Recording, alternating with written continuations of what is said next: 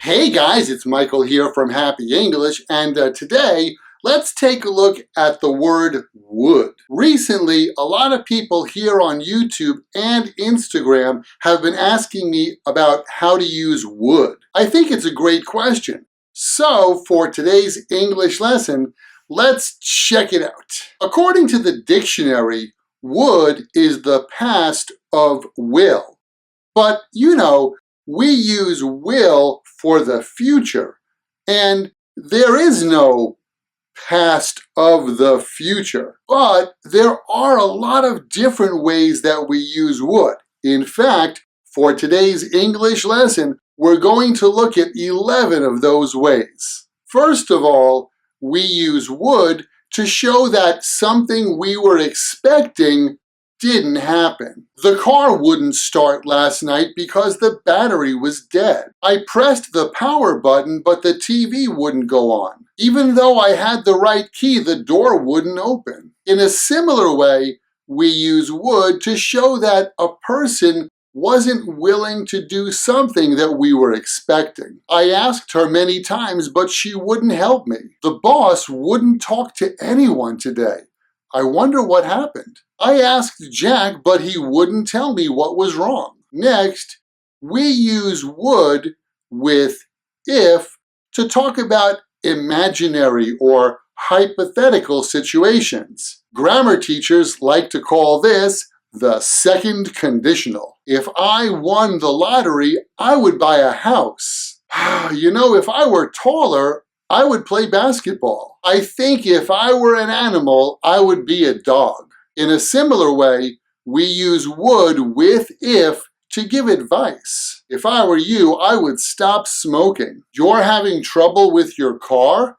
If I were you, I would take it right to the dealer. If I were you, I would try to visit as many places as possible when you're on vacation. Keep in mind, with that grammar, we always use if I were and not if I was. If I were you. Speaking of if, we also use would have plus the PP verb plus if to talk about how the past may have been different. Your grammar teacher probably calls this the third conditional. If I had known about the test, I would have studied. I would have called you if I had enough time. You didn't invite Jack on the fishing trip? He would have enjoyed that. You'll notice in that last example, I said he would have enjoyed that. And I didn't include the if clause. That's because a lot of times in spoken English, the if clause is implied. We also use would to talk about someone's usual or typical behavior in the past. When I was a kid, my grandfather would tell us funny stories. I remember that guy. He would sit at his desk all day and watch videos. When Jack was a kid, he would spend most of his time playing video games. We also use would when we criticize someone's behavior or actions. Using would this way shows that the speaker is complaining about the person's actions or behavior. Oh, you would eat the last cookie. Why didn't you save it for me? Tommy said you look fat? He would say something like that. He always speaks too directly. Joe took off today.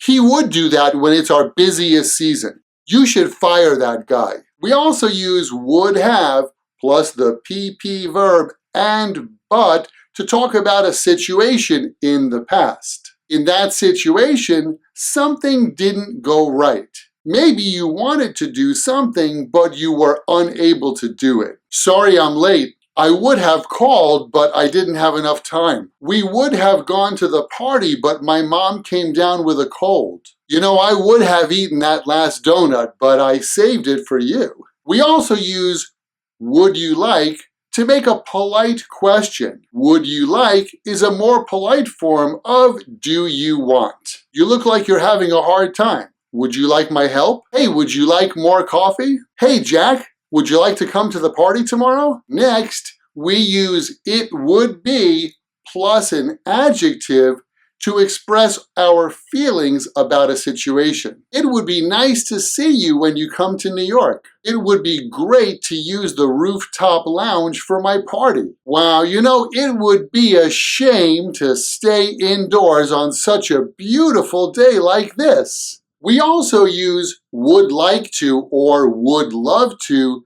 when we want to express our strong desire to do something. I would love to go to Paris someday. I'd like to try that restaurant. Everyone says it's really good. Well, that's a lot of English in one lesson. I would love to hear your thoughts about it, so feel free to leave a comment. Thanks for watching, thanks for subscribing, and I'll catch you guys next time right here at Happy English. Catch you later!